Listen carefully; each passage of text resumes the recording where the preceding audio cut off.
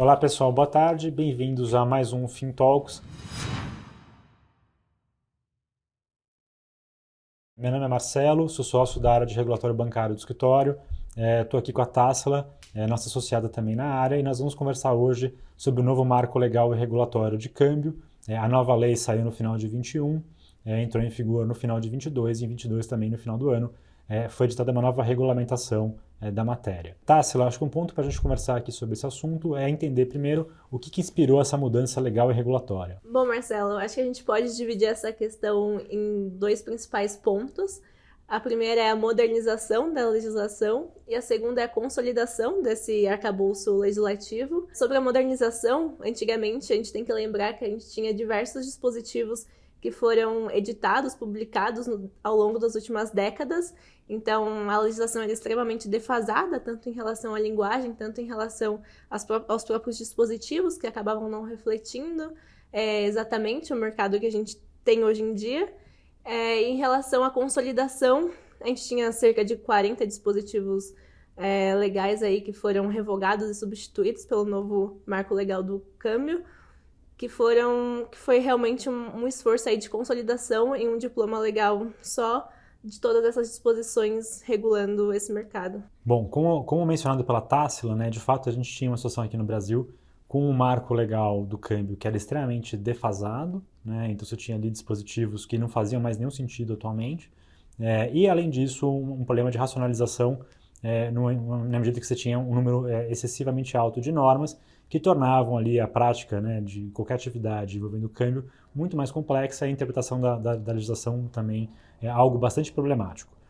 Com o novo marco legal, você tem uma lei específica, bastante sucinta e direta, que estabelece os principais princípios ali que vão nortear a regulamentação da matéria e que vão servir aí para guiar todos os agentes que vão atuar nesse mercado daqui para frente. Tá, agora um segundo ponto que eu acho que a gente quer entender um pouco melhor aqui e discutir é o que muda em especial nesse novo marco legal e também na regulamentação de câmbio que está sendo editada, que foi editada pelo Banco Central. Bom, Marcelo, como já conversamos aqui, um dos principais pontos norteadores da nova lei e regulamentação foi a simplificação das operações dentro do mercado de câmbio.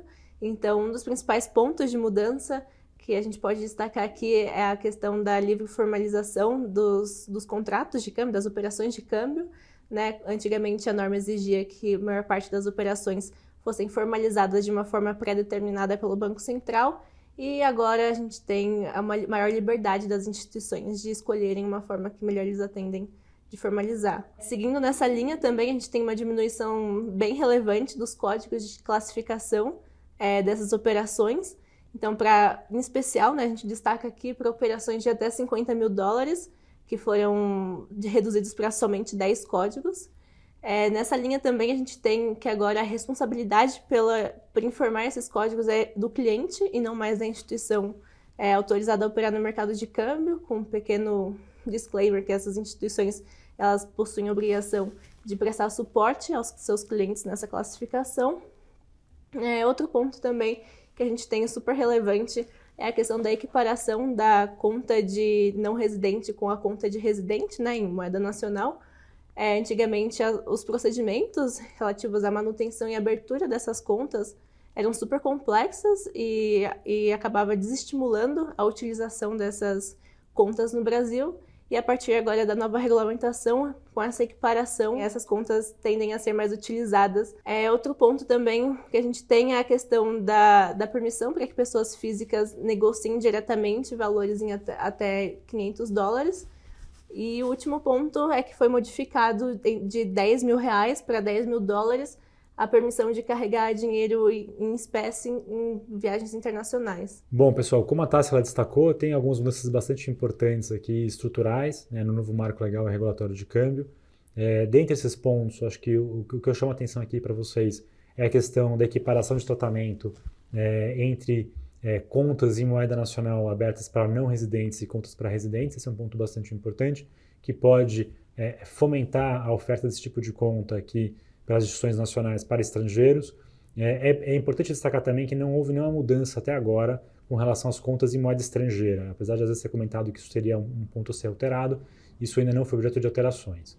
Além disso, né, pessoal, acho que um ponto para a gente destacar é que o trabalho de modernização do marco legal e regulatório de câmbio é um trabalho em andamento e que tem algumas etapas a serem feitas ainda nesse ano, né? Então, tá, se você puder contar um pouco mais desse ponto, acho que seria bastante interessante aqui. Bom, Marcelo, realmente, como você disse, alguns pontos ainda não foram regulamentados pelo Banco Central. Um desses pontos é a questão da compensação privada internacional de créditos. O Banco Central ainda não estabeleceu em que situações essa operação seria permitida, então até o momento segue vedada.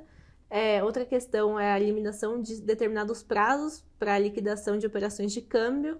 A gente também tem pendentes de regulamentação as questões de operações de câmbio interbancárias, que não foram objeto de nenhuma modificação nessas novas normas.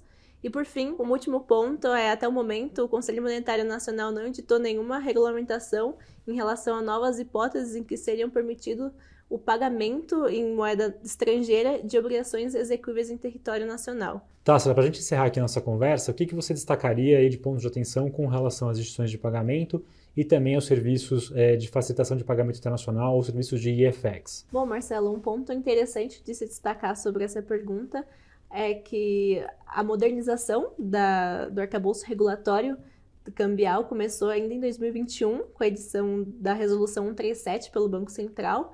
Essa resolução ela foi responsável por sistematizar o arcabouço aplicável aos prestadores de serviços de FX e também permitir que instituições de pagamento solicitassem autorização para operar no mercado de câmbio. Em grande parte, o novo marco legal cambial preserva essas disposições da 137, com pequena observação que as instituições de pagamento poderão solicitar essa autorização para operar no mercado de câmbio a partir de 1º de julho de 2023. Tássila, obrigado pelos comentários. Pessoal, com isso a gente vai encerrando essa nossa conversa. Como a gente mencionou antes, tem alguns temas que ainda vão ser regulamentados. Assim que tiver novidade, a gente volta para vocês. Um abraço, tchau, tchau.